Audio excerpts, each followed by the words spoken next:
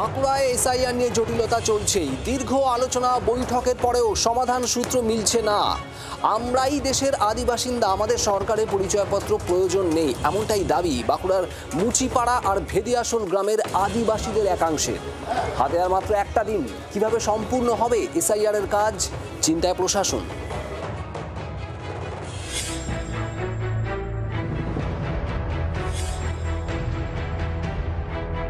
তাঁরা ভারতের আদি বাসিন্দা, আলাদা করে সরকারের পরিচয়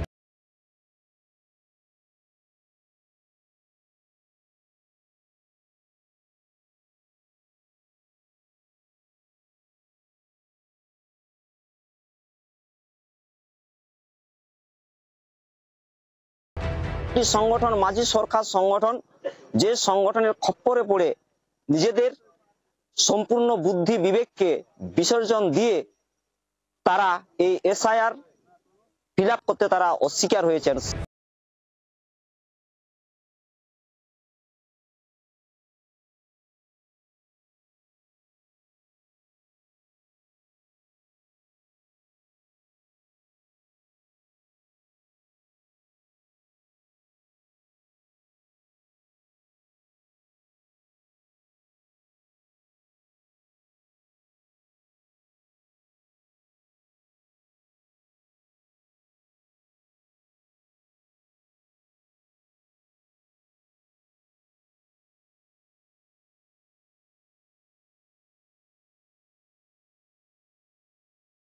বৈঠক এড়িয়ে সংগঠনের মহিলা সদস্য গীতা মুর্মুর সঙ্গে বৈঠক করেন আদিবাসীদের একাংশ।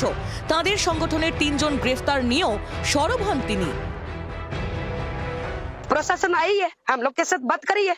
जो हम लोग का बंदा को या आदमी को उठा के ले गया है, जो उनका जो मैं बताऊंगी, जो उनके गलती है तो आप फॉरवर्ड कीजिए, आईपीसी सीआरपीसी लगाइए। ये भी आपको पता होना चाहिए। और प्रशासन, वेस्ट बंगाल का प्रशासन को भी मैं बताऊंगी। এসআইআর ফর্ম পূরণ করতে তাদের আবেদন জানিয়েছে স্থানীয় আদিবাসী সংগঠন। বৈঠকও করেছেন তারা। এখানে সংবাদেও পড়ে না এবং সোশ্যাল মিডিয়াও দেখে না। এরা সাধারণ প্রলোভনের মধ্যে একটা সংগঠনের মধ্যে পা দিয়েছিল। সেই প্রলোভন যেন ওনারা মানে সঠিক জিনিসটা ওনাদের কাছে বার্তাটা পৌঁছালাম আর কি। এখনো সময় আছে, আর কাল বিলম্ব না করে অতি সত্বর এসআইআর ফিল আপ করুন এবং আপনি ও আপনার প্রজন্মকে সুরক্ষিত রাখুন এবং সমাজের মূল স্রোত থেকে বিচ্ছিন্ন না হয়ে আবার নিজেদের মূল স্রোতে ফিরে আসুন। আর মাত্র একদিন বাকি, শেষ হবে এসআইআর ফর্ম পূরণের কাজ। তার আগে এসআইআর নিয়ে বাঁকুড়ায় আদিবাসীদের ভোটার তালিকায় আওতাভুক্ত করতে প্রশাসন চেষ্টা চালাচ্ছে। বোঝানো হচ্ছে আদিবাসী সংগঠনের তরফে একদিকে যখন এসআইআর আতঙ্কে আত্মহত্যার অভিযোগ উঠেছে, অন্যদিকে আদিবাসী একাংশ এসআইআর এর ফর্ম পূরণ করতে না চাওয়ায় নতুন করে বিতর্ক শুরু হয়েছে জঙ্গল মহলে। বাঁকুড়া থেকে মৃত্যুঞ্জয় দাসের রিপোর্ট, জি 24 ঘন্টা। বাংলার আওয়াজ, বাঙালির আবেগ, জি 24 ঘন্টা।